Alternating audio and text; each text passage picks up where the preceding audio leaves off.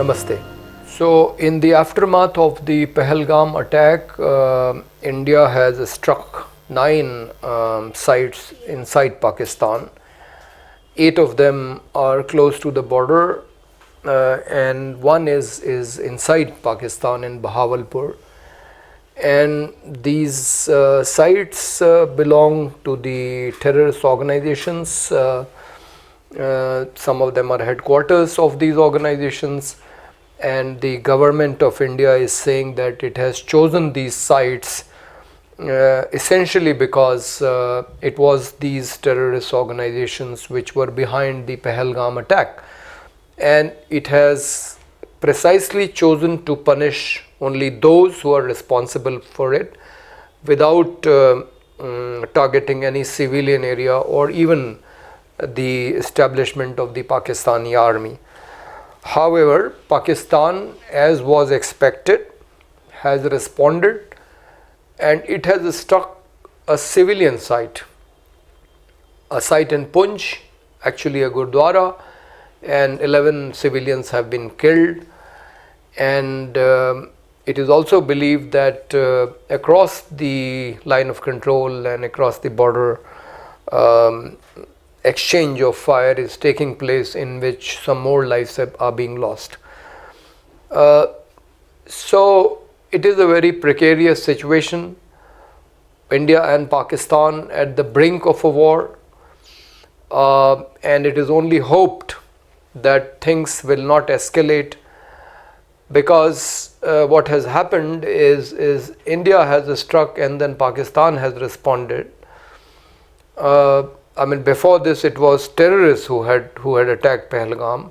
Now the governments and the armies are getting involved, and therefore it is dangerous, because India and Pakistan both possess nuclear weapons, and if the conflict goes out of control and if civilians start getting killed, then it is quite likely that there will be a point when one of the countries may think of using nuclear weapon, and that will be the end of it, because that will be disaster if nuclear weapons are used in this war.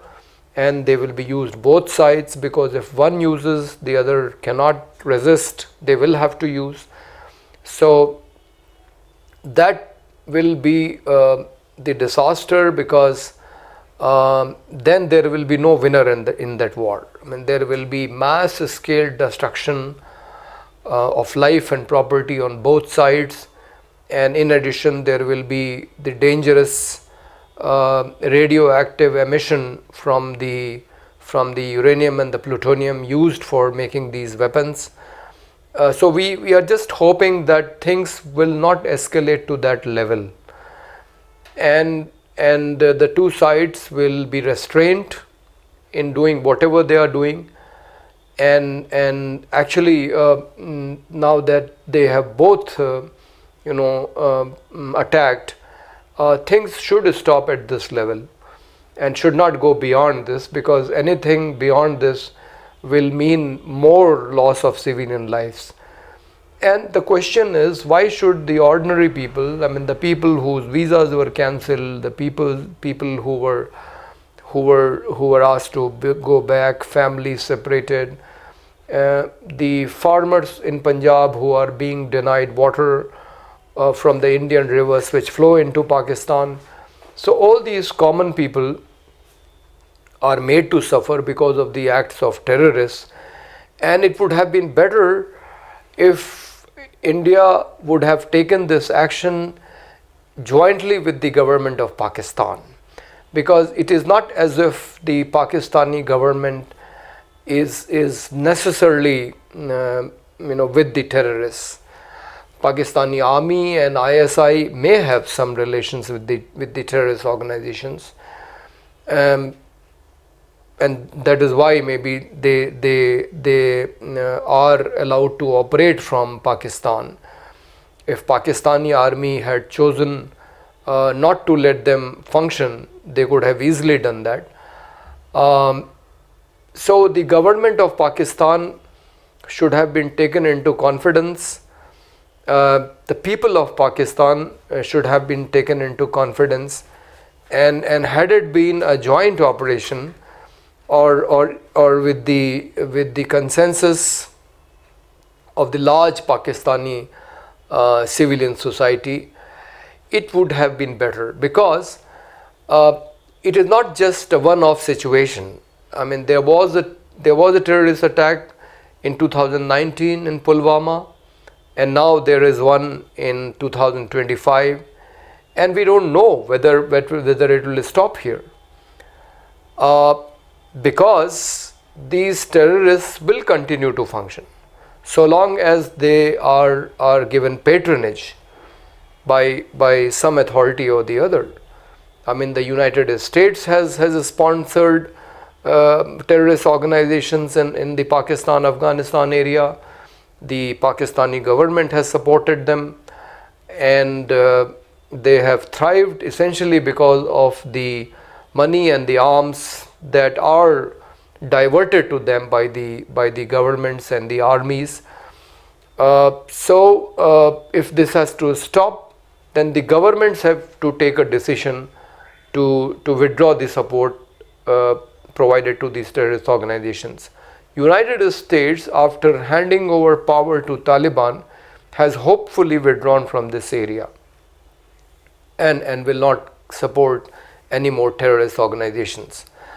So if there are any terrorist organizations in existence in Pakistan with the connivance of Pakistani military and ISI, it is up to the Indian government to make sure that the Pakistani civil society, the Pakistani civilian population, and the government of Pakistan are taken into confidence, and a consensus is built, because a lot of people in Pakistan have condemned the Pahalgam attack. So they are definitely not supporting the terrorist organizations. Government of Pakistan may have its compulsions, just like the political parties in India have their compulsions. They have to willingly or unwillingly support the government action, military action. Otherwise they would not be seen as patriotic. But then this is a very dangerous game, and we have to ensure that a full-fledged war doesn't erupt, and things are kept under control.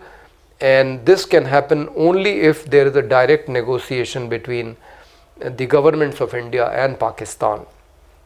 The strategy adopted by India to completely close its communication with the Pakistani authorities, and to shut the border, and to send away the Pakistani guests, and Pakistan has responded in a retaliatory manner, done similar things, is actually a bad strategy. Because as one of the speakers was saying in an online session between the Pakistani and the Indian civil society on the current situation, that this is a professor in Lahore, he was saying that we are actually the ambassadors of peace, because when we go to India, we receive so much warmth that when we come back, we narrate all that to the people in Pakistan. So we are actually the ambassadors of peace. So people coming from Pakistan into India, and from India going into Pakistan,